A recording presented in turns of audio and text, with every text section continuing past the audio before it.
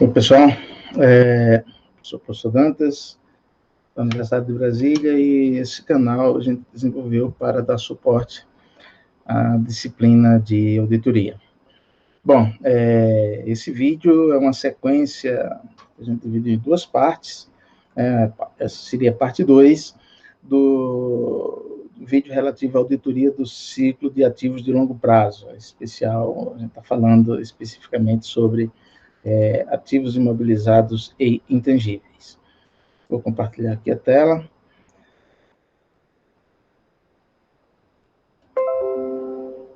Bom, então, no vídeo 1, nós fizemos toda a discussão assim, do contexto do que era a auditoria do ciclo de ativos de longo prazo, de despesas relacionadas, e dentro daquele processo que a gente tem adotado, discutir sempre aquelas 8 etapas, né, do processo de auditoria. A gente já fez o levantamento sobre o risco de auditoria nesse ciclo, analisamos as potenciais motivações para distorções, aplicamos procedimentos analíticos, compreendemos os controles internos relacionados a esses ativos tangíveis e intangíveis, o que é importante, o que deve ter, quais são os elementos fundamentais.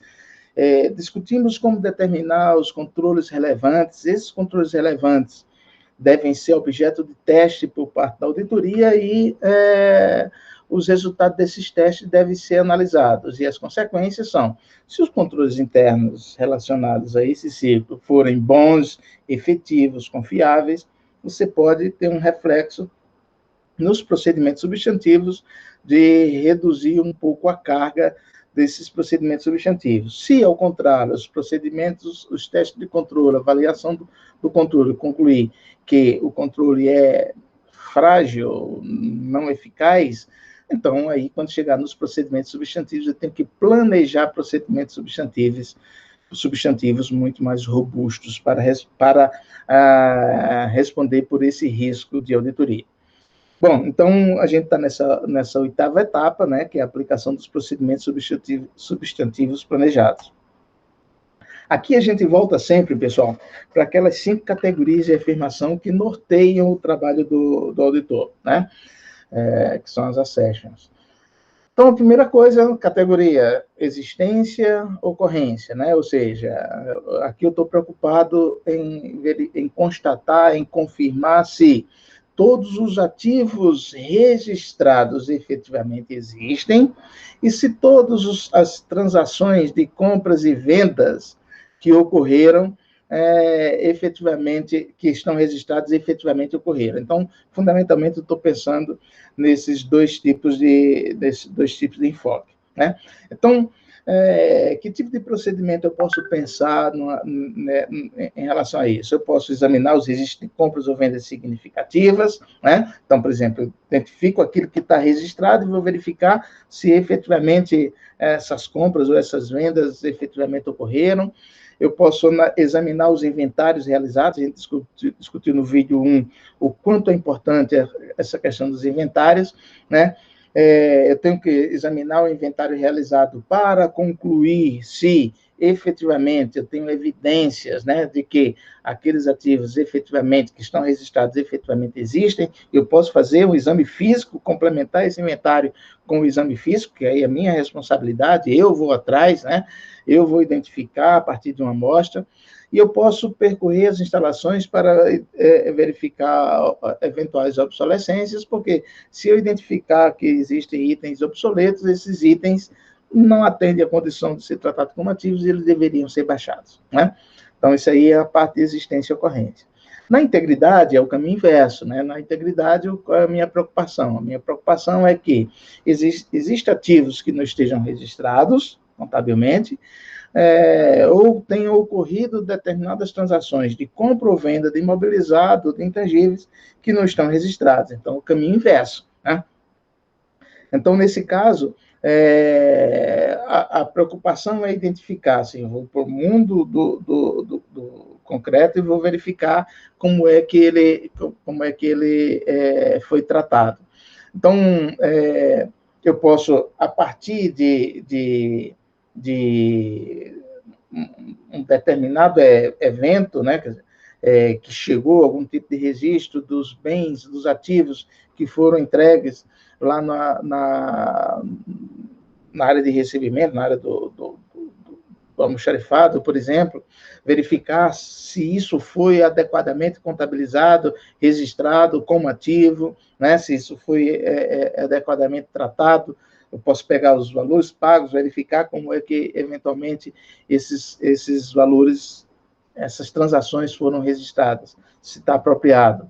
Eu posso analisar gastos com arrendamentos, com pesquisa e desenvolvimento, para determinar se algo deveria ser capitalizado.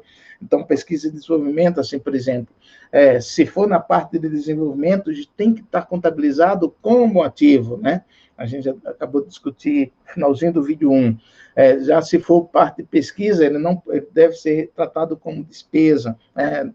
Quando não tem algo aprovado ainda. Por outro lado, a parte dos arrendamentos, você tem que tomar muito cuidado, a aplicação do IFRS,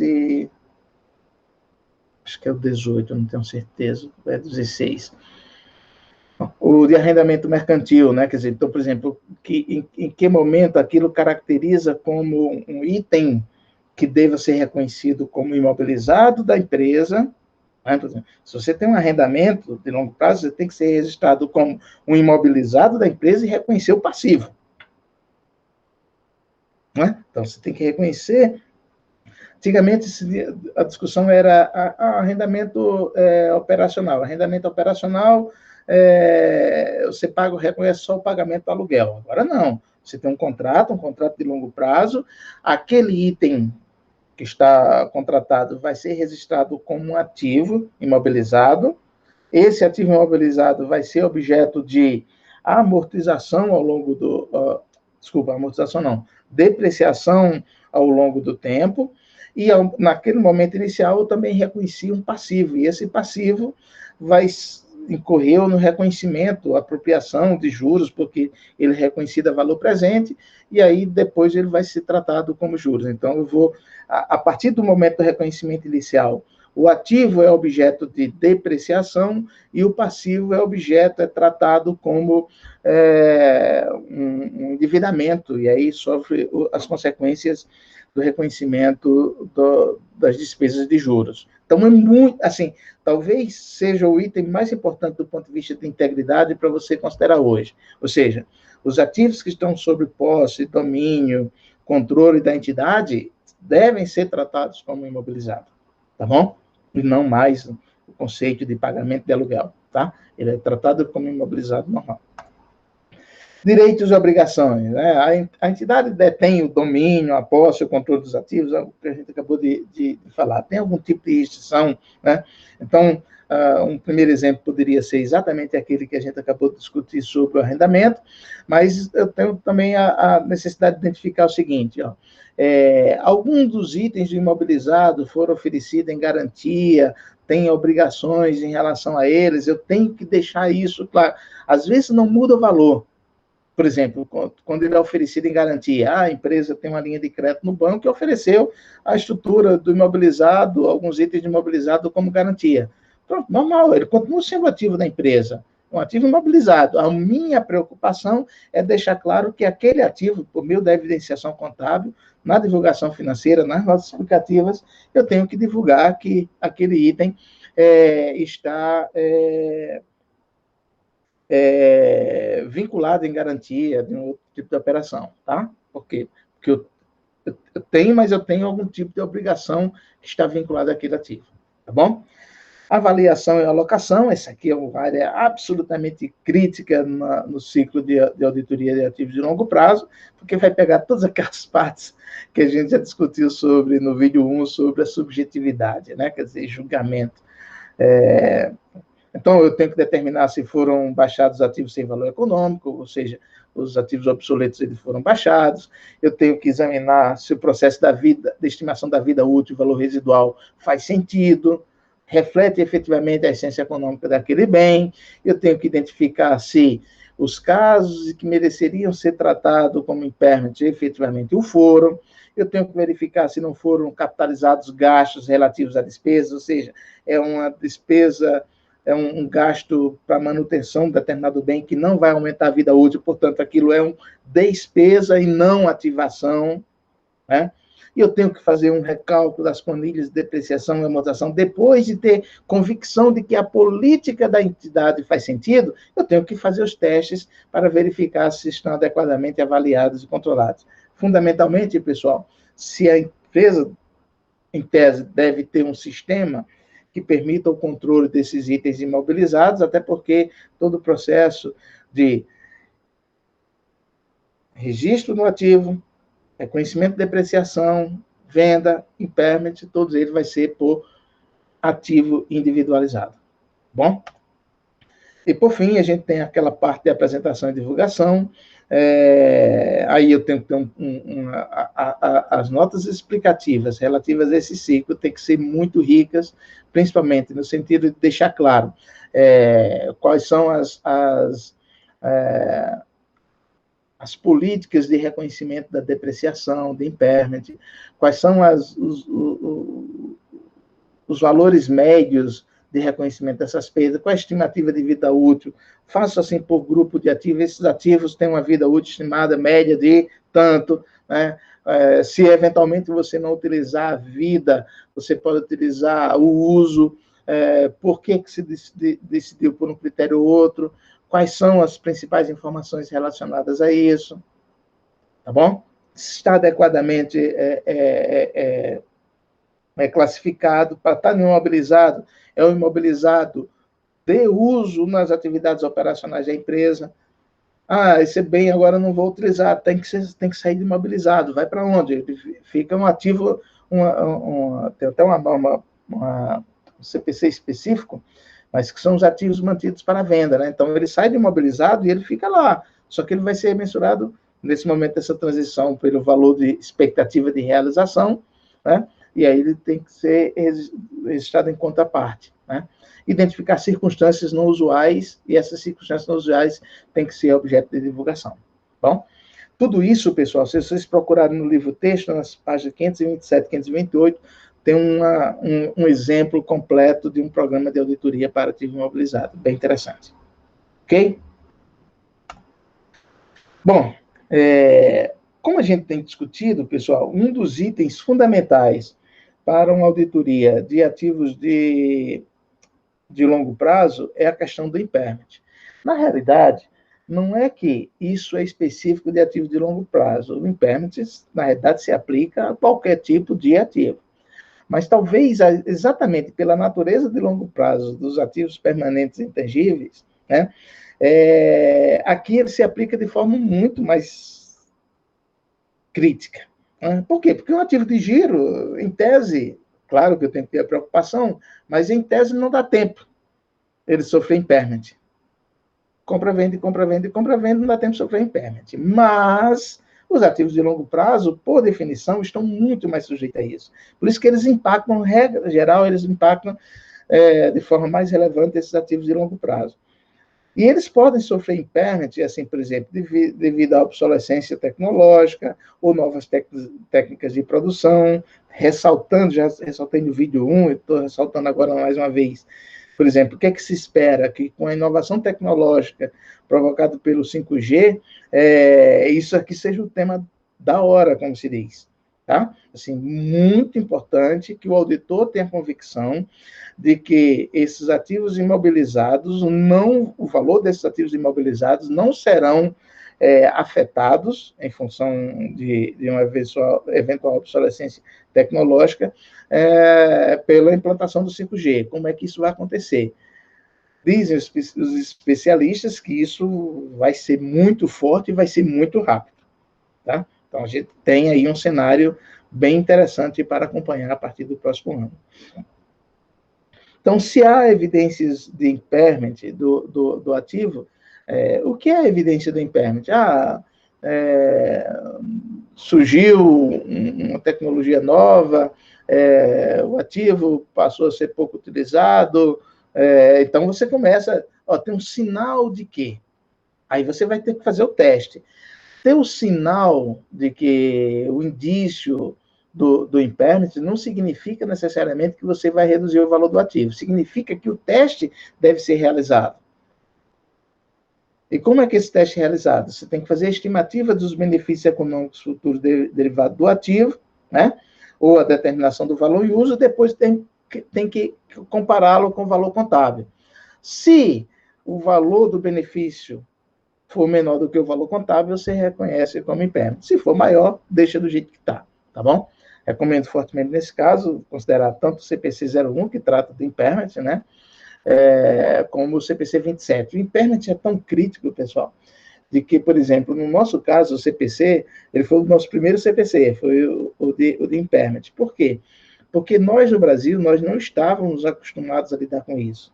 Né? Então, é uma inovação trazida pela adoção das normas internacionais de contabilidade. E isso aqui foi, assim, uma quebra de paradigma fundamental. Então, isso foi tão importante que o primeiro CPC, primeiro pronunciamento que o nosso CPC se preocupou em editar foi exatamente o CPC do redução ao valor recuperável de ativos. Por quê? Porque dizia o seguinte, aqui, nós no Brasil, a gente precisa dispensar uma maior atenção. Por quê? Porque isso aqui era um gap de conhecimento e de prática muito grande que nós vivíamos. Tá bom? De lá para cá, obviamente, isso já melhorou bastante, mas continua sendo muito crítico. Operações descontinuadas, né? No caso de operações descontinuadas, a gente falou rapidamente no primeiro vídeo, mas aqui a gente está ressaltando mais alguns tópicos dos itens que merecem um tratamento especial, né? Que é o seguinte, se a empresa tomar a decisão de encerrar suas operações, aqueles ativos têm que ser mensurados ao valor líquido realizável. Ou seja, ele deixa de ser o valor histórico menos a depreciação e eventual impairment, e tem que ser assim, por quanto eu consigo vender? Esse é o ponto. Né? Eu consigo vender já tirando as despesas de vendas que eventualmente estiverem relacionadas. Bom, a empresa tem que fazer isso. Mas qual é o problema? Se isso for importante, se isso for um elemento importante, eu, auditor, tenho que concluir se o que a empresa... Porque tudo isso aqui a empresa tem que fazer, tudo que a gente está discutindo a empresa tem que fazer. Mas eu, auditor, tenho que estar preparado para examinar, para avaliar, para concluir se isso que a entidade fez é adequado, é apropriado. Não distorce substancialmente as informações. Né? Então, nesse caso, o que é que o auditor faz? Na maioria das vezes, solicitar a estimativa do valor a especialistas, né? Porque, eventualmente, você não conhece, não é papel de um contador, né? Um auditor formado em contabilidade, conhecer, ter a capacidade de fazer essa avaliação. Mas, se isso for importante, eu tenho que ter na minha equipe, se eu não tiver, eu tenho que contratar um especialista para fazer aquele trabalho específico de avaliar aqueles bens. É a segurança de que eu tenho, e eu tenho que incorporar isso no valor dos honorários, obviamente, mas é a segurança que eu tenho de que aquele valor que está sendo apresentado pela entidade não estará distorcido substancialmente. Isso dependendo da relevância, obviamente. Então, eu vou solicitar a estimativa do valor a especialistas e vou examinar as premissas e metodologias utilizadas. Né? Então, por exemplo, qual o critério para estimação, como você previu, tem algum tipo de taxa de desconto a ser utilizado, quais são as premissas que você considera, etc, etc. Essa capacidade eu tenho que ter. Eu não sou especialista no tema, mas eu tenho que ter a capacidade de conversar com o especialista, questionar o especialista, não no sentido assim, eu quero saber se você fez certo. Não, não é isso. É ter convicção se eles considerou os elementos que eu entendo que sejam importantes no estabelecimento para o estabelecimento das premissas para a definição do valor. Então, eu vou examinar as premissas adotadas e considerar o fluxo de caixa futuro para chegar à estimativa independente do valor. O que é a estimativa independente do valor? A empresa vai fazer a dela. Eu vou encontrar com a nossa discussão, eu vou chamar um especialista para mim fazer também todas essas estimativas, e aí eu posso comparar com aquilo que foi feito pela administração. Esse é o ponto. Tá bom? Isso que eu tenho que fazer. Bom, quando a administração tem aquele valor contábil e faz a estimativa desse valor líquido realizável, se o valor líquido realizável for abaixo do valor contábil, ele tem que reconhecer a perda. Né? Quer dizer, então tem que fazer esse ajuste, tem que baixar esse valor.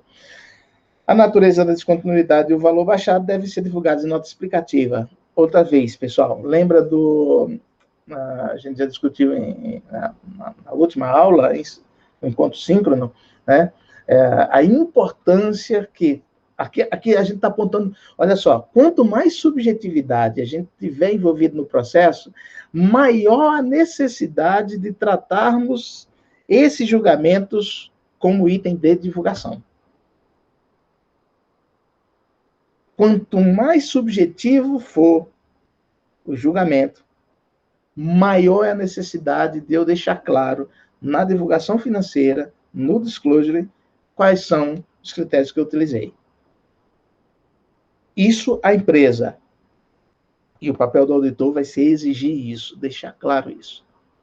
Tá? A empresa explica, deixa claro para o usuário da informação, com base em que, a partir de que premissas, a partir de que critérios você chegou a isso aí. Tá bom? Então, todas essas questões têm que ser tratadas como evidenciação. Bom, vocês perceberam que depois daquele teste a gente está passando assim, fazendo uma espécie de uma revisão dos principais itens de julgamento desse ciclo, né? Do ciclo de ativos de longo prazo. A depreciação foi mais um desses elementos, né? E os procedimentos utilizados para testar a depreciação dependem dos controles e do risco associado, né? Por exemplo, se o risco for baixo, ou seja, o controle é bom, o risco é baixo, então eu posso até adotar procedimentos analíticos, né, substantivos, ou estimativa da depreciação corrente, ajuste por aquisições, ou seja, e com base nisso eu estimo que o valor, com base nesses procedimentos analíticos, o valor deve dar mais ou menos tanto. Verifico que a contabilidade deu exatamente aquilo, pessoal, estou tranquilo.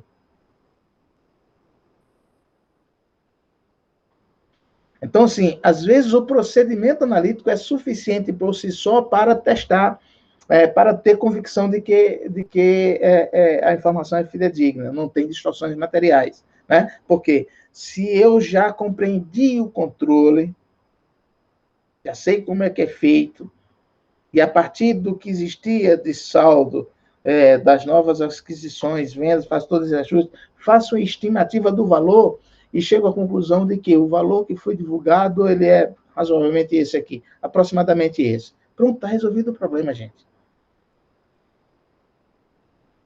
Eu posso analisar indicadores para determinar a razoabilidade da depreciação corrente, por exemplo. Eu posso verificar a despesa de depreciação em relação ao estoque médio desses ativos. E aí eu digo, quanto é que se reconhece como despesa corrente de depreciação?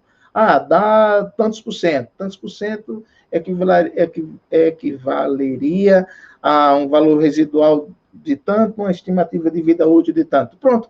E aí, se essa estimativa, se essa análise ficar numa margem razoavelmente confortável, pronto.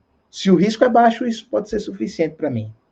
Porém, se o risco for alto, ou seja, alto nível de subjetividade, a avaliação dos controles não me dá a segurança que eu preciso ter, aí eu tenho que, nesses procedimentos substantivos, fazer testes no detalhe. Né? Quer dizer, tenho que examinar a documentação de entrada, de saída, de como é que define os parâmetros de vida útil, de valor residual, com base em que critério. Faço uma planilha, vou recalcular a depreciação da amostra de itens, vou pegar, a gente já discutiu que os itens têm que ser individualizados no sistema de controle da entidade, eu vou fazer uma amostra, vou fazer uns testes específicos para aqueles itens, para poder ter convicção de que as informações a respeito da depreciação fazem sentido.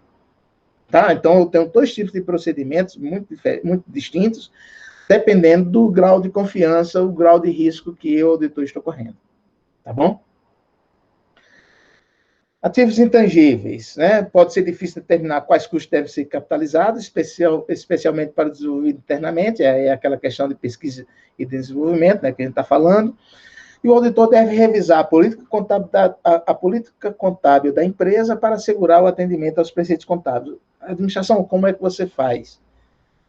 Esses intangíveis desenvolvidos internamente, como é que você disciplina? Como é que você faz o corte do que é ativado e do que é tratado como despesa? Como é que você define vida útil depois desses bens que vão ser ativados?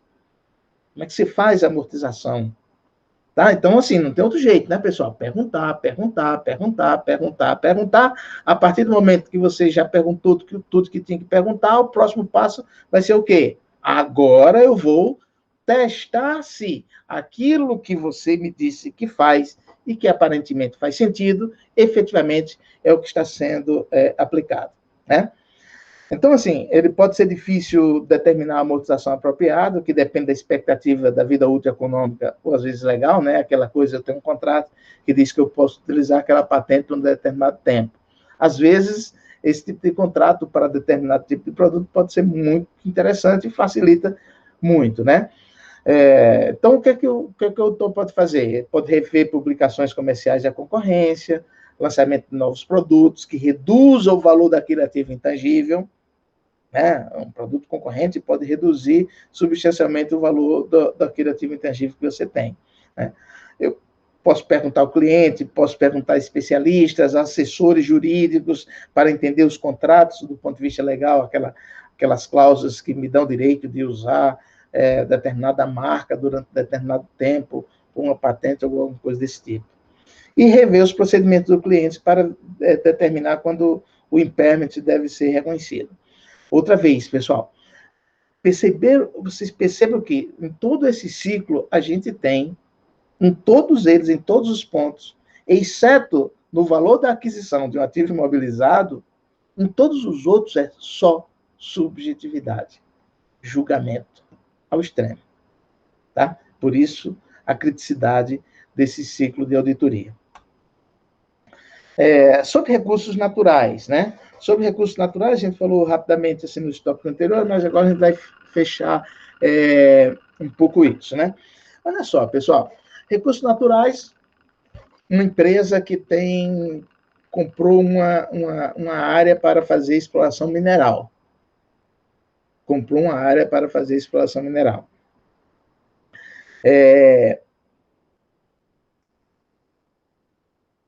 A grande questão, assim, por exemplo, aí ele começa a explorar lá. Pode dar certo ou pode estar errado, né? Então, por exemplo, acontece muito, vou pegar um outro exemplo de petróleo e gás, mas, por exemplo, quando a Petrobras faz aqueles leilões, né? Determinadas companhias pagam para ter direito de pesquisar se tem. É isso. Então, ele paga para ter direito de explorar uma determinada área. É lógico que existem alguns estudos preliminares, né? Mas, assim, se tem mesmo, qual é a quantidade de óleo que tem ali embaixo, se é viável explorar economicamente ou não, etc., é algo que vai ser feito. Então, por exemplo,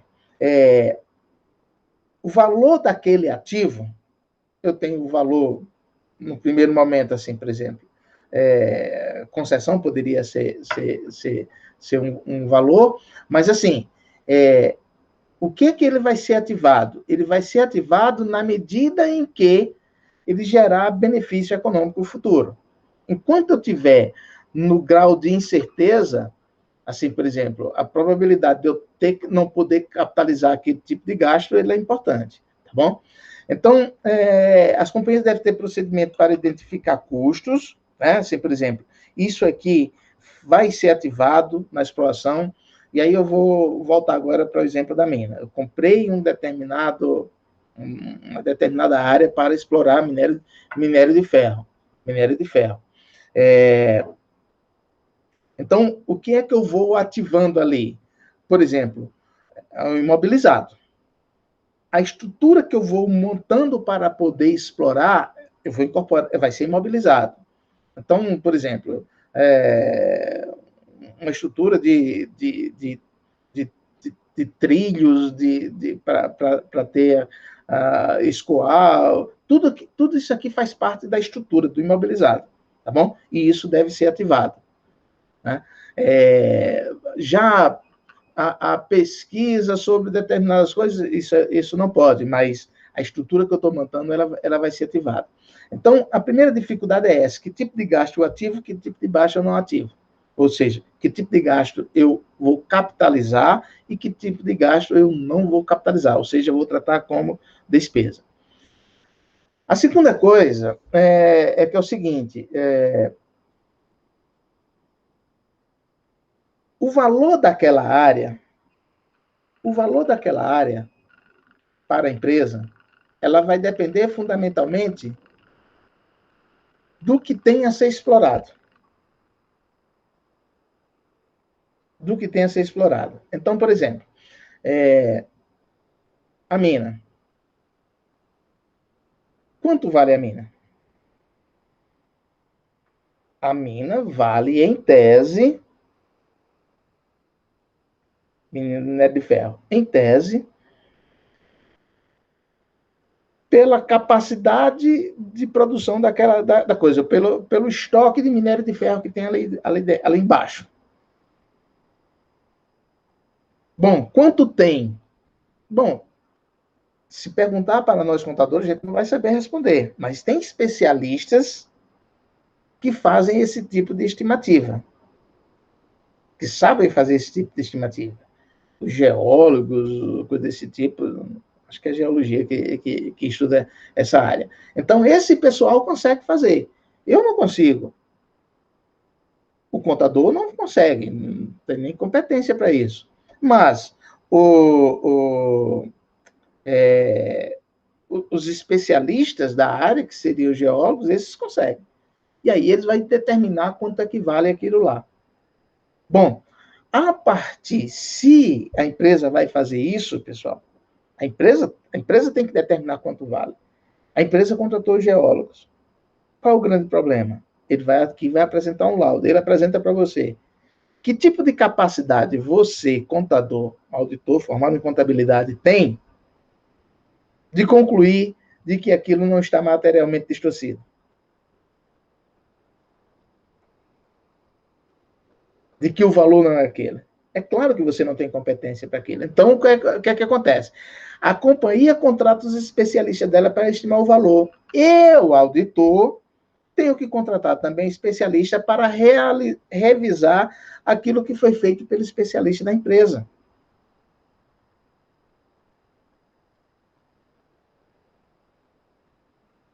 Essa é a segurança que eu tenho, é a única segurança que eu tenho. Se eu vou auditar, por exemplo, vai lá, a auditoria na Gerdau, na Vale do Rio Doce, na Petrobras, que está, vai dizer, quanto é que vale? Quanto é que vale?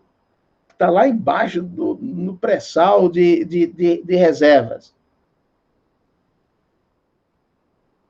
Quanto é que vale aquilo lá? Aquele campo que você tem direito de explorar esse campo aqui. Quanto é que vale? Vale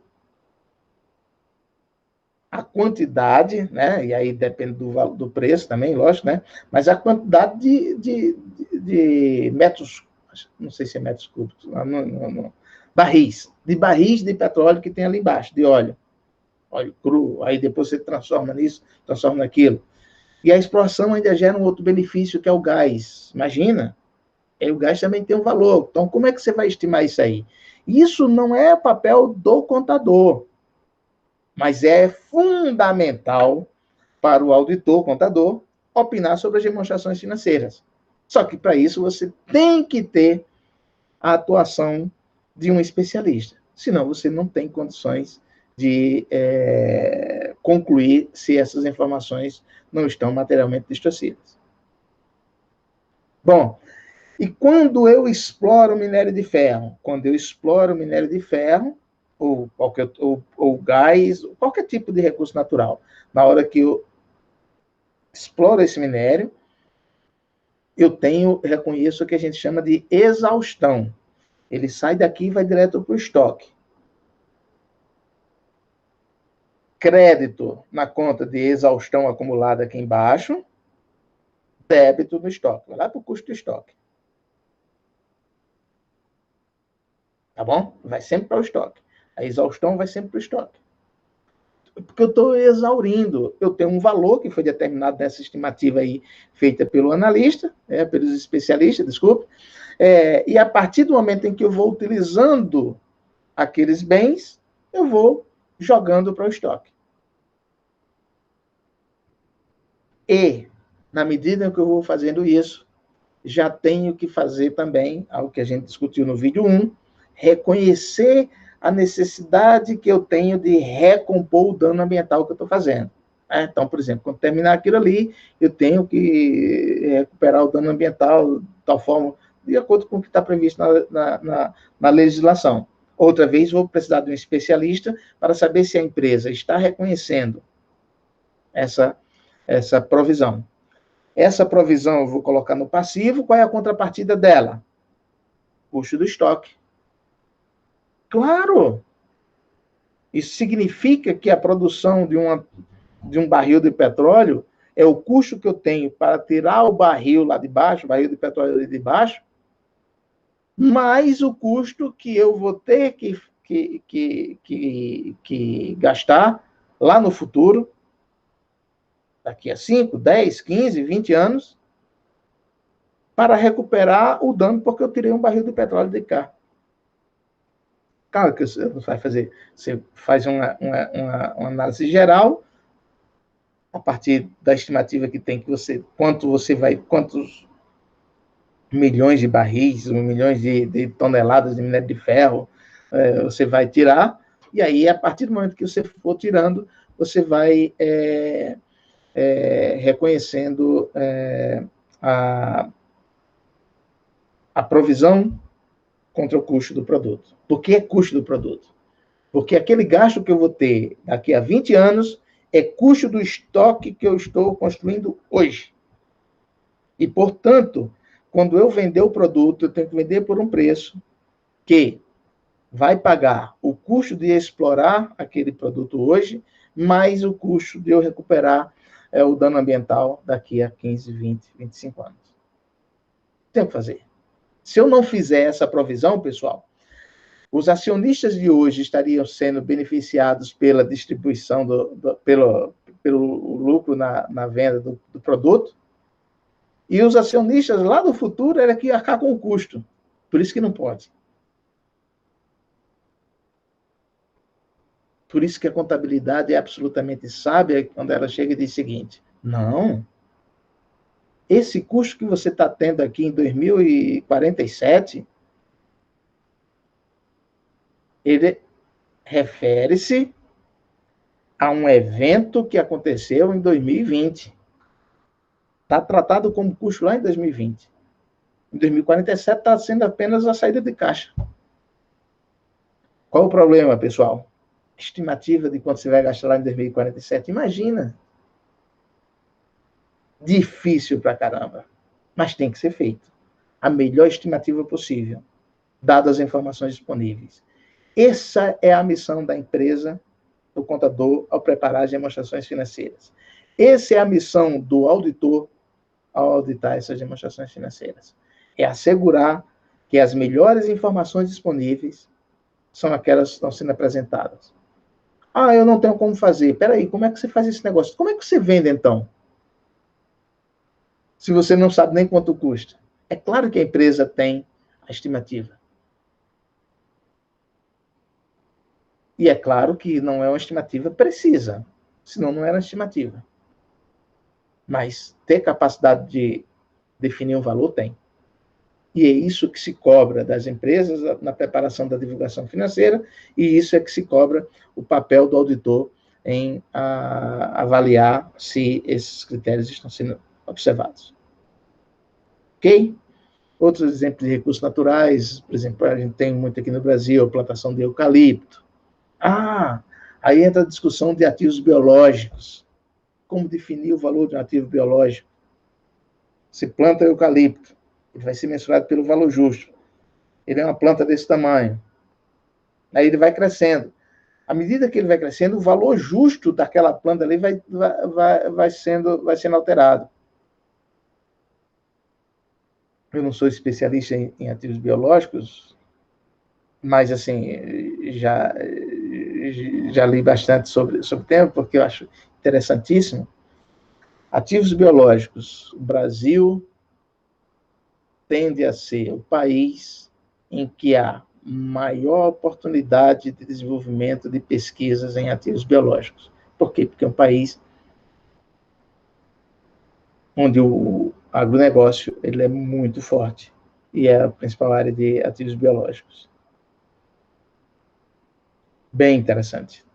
Tem série de pesquisas, eu orientei uma colega de vocês, a Júlia, porque ela era bióloga e ela queria fazer seus ativos biológicos. Eu aprendi muito na orientação dela. Trabalho bom pra caramba, foi publicado e tudo mais. Tá? Bom, pessoal, a exaustão, como é que você deve ser baseado no montante extraído durante o exercício, né? É a unidade de produção. Então, por exemplo, você estimou que ali embaixo tem 10 toneladas, a cada quilo que você tira, você vai colocar uma tonelada é 1.000 avos, e você vai considerando exaustão, né? Então, o auditor deve usar procedimentos analíticos para comparar a exaustão acumulada a anos anteriores. Então, por exemplo, a exaustão acumulada, assim, como ela vai ser quantidade, né? Então, ela tem uma relativa estabilidade, não em valor, mas em quantidade, né? Ela vai ter uma relativa, assim, um grau de comparabilidade bem interessante. E aí você vai comparando se os dados de produção são compatíveis com o reconhecimento da exaustão, tá bom? E você e os especialistas também podem, eventualmente, fazer algum tipo de revisão na estimativa sobre a capacidade de produção daquela área, né, de recursos naturais. Então, o tempo todo você pode ter a necessidade de você recalcular essa exaustão, tá bom? Pode ser difícil de estimar as despesas de recuperação, é aquele ponto, né, que você, pela exploração que você faz hoje, você assume a necessidade de recuperar o dano ambiental lá no futuro, mas o auditor deve examinar a razoabilidade dos procedimentos adotados pela administração para estimar esses gastos e ter um especialista que dê conforto à equipe de auditoria para de que essas estimativas fazem sentido. Tá bom?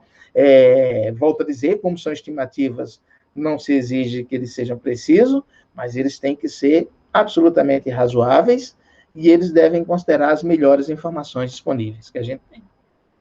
Bom, pessoal, com isso a gente conclui esse ciclo. Recomendo fortemente a leitura do capítulo 13 do livro-texto, que está disponível para vocês na biblioteca, tá bom? E aí a gente encerra o ciclo de auditoria de ativos de longo prazo. E aí, assim, a gente ainda tem mais um ciclo e depois a gente já vai partir para o encerramento dos processos de auditoria. Bom, pessoal, é isso. Até a próxima.